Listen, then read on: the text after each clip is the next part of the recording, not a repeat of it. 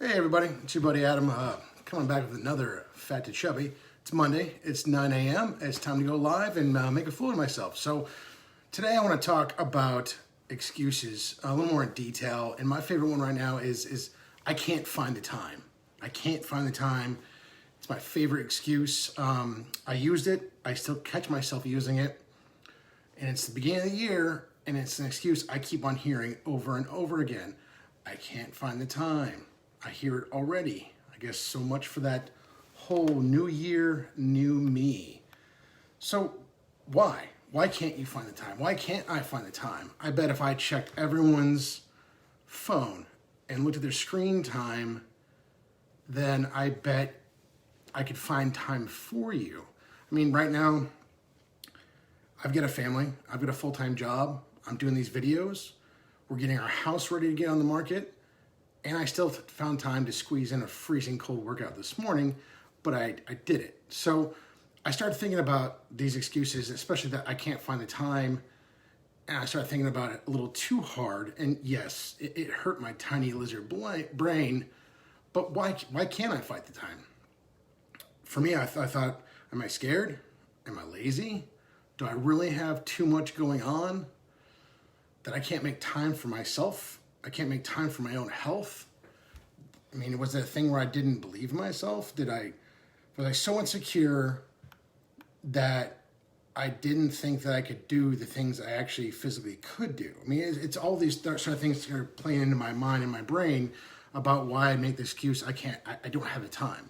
I mean, I've got time to sit on Facebook and scroll through Instagram for hours a day, but I can't get my ass off the couch and go do something.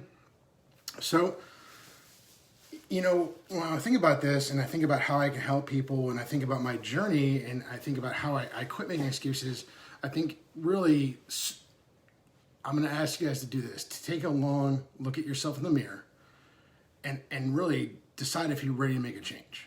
And if you are ready to make a change, then you can find the time. It's just as simple as getting up a half an hour earlier, going on a walk. If you're going to the office on your lunch break, go for a quick walk on a lunch break. Go take a lap around the building. Or if you're a desk job like I am, every hour get up and do 10 air squats or 10 lunges or something like that. Take a lap around your office floor or around the house. Go back and forth or around the block. Something real quick. I mean, you know, it's all about establishing good habits and really breaking this negative precedent that you've kind of put in for yourself. So, you know, maybe it's starting small like that and starting with just small little habits that might build confidence and boost your self-esteem, that you can start, you know, being a psycho like me and getting up at 4 a.m. and squeezing in an hour or two of workouts like a true psychopath. But, you know, if you're not ready, if you look at yourself in the mirror and ask yourself if you're ready or not, and you start making excuses to yourself already, then you're not ready. You're not ready. I mean, you're just not. And I was there too, you know, when I started looking at that and examining that, at the end of it, when I was making all those excuses, I was really afraid. I was afraid of everything. I was afraid to go to the doctor. I was afraid to get my physical. I had not gotten a physical in 10 years. I was afraid to see how bad it was. I mean, I knew I was fucked up. I mean, I knew I had issues. I mean, I knew I had issues breathing. I knew I had issues walking. My knee hurt.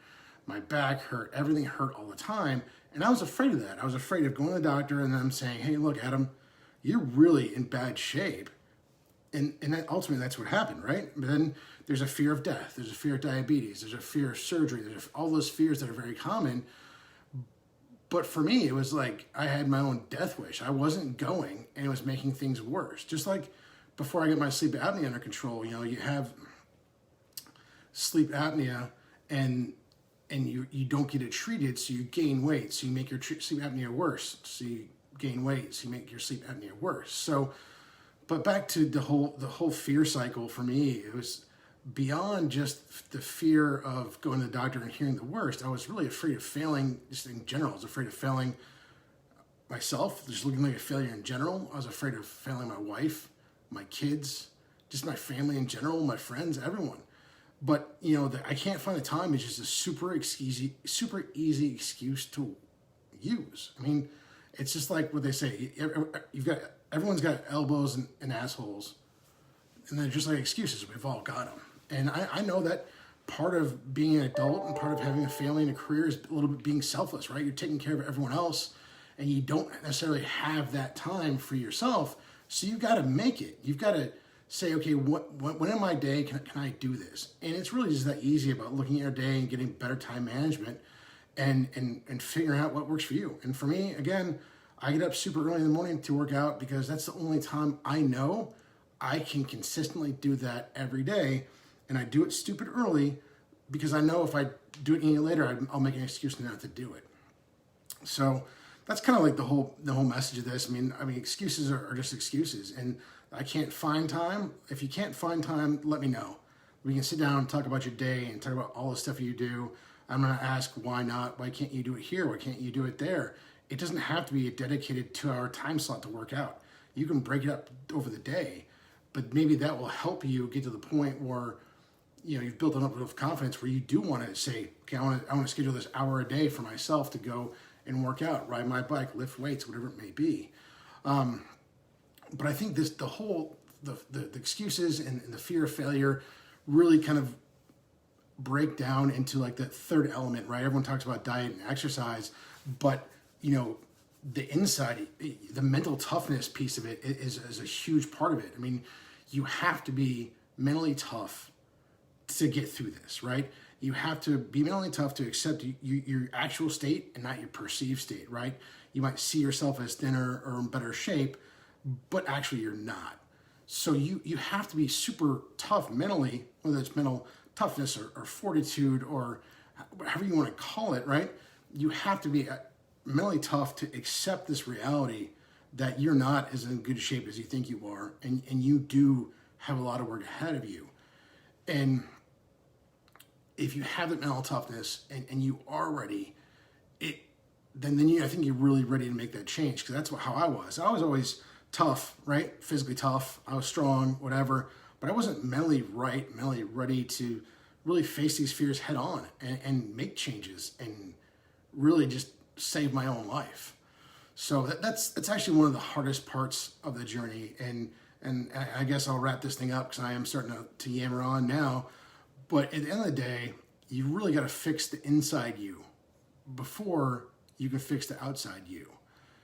Because, the working out is easy, but the mental toughness and the security you get from being someone that's high self-esteem, someone that can take on challenges. I mean, I used to think that I couldn't do anything physically for a long period of time. And now I'm signing up for 75-mile bike rides, and I'm doing all this crazy shit. Like I'm riding my bike around the moon. So it's just one of those things where you have to work on that piece of it. And maybe you need to see a psychiatrist or a therapist, however you want to call it. Go to group therapy. It's always good, man. I'm like, group therapy is very eye-opening because, again, I've mentioned in other videos, if you go to group therapy, a lot of times your worst day is someone's dream day. And you need to hear that. You need to hear someone else's story and someone else's opinion.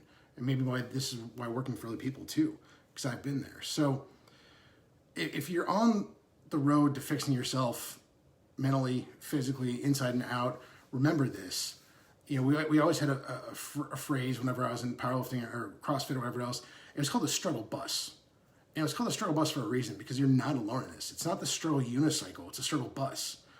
So I'll leave it at that. I mean, as far as excuses, they're there. You can use them.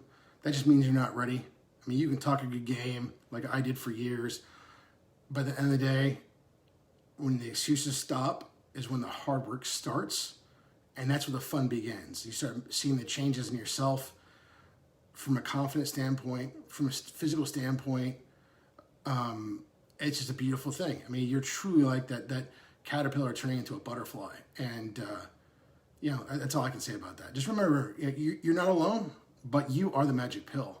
I'm here if anyone wants to talk, if he wants to message, if he needs help with time management or how to get started, just shoot me a DM or PM, whatever, however I want to call it. Just message me, like it, comment, whatever. I'm more than happy to talk. Obviously, I can do that a lot.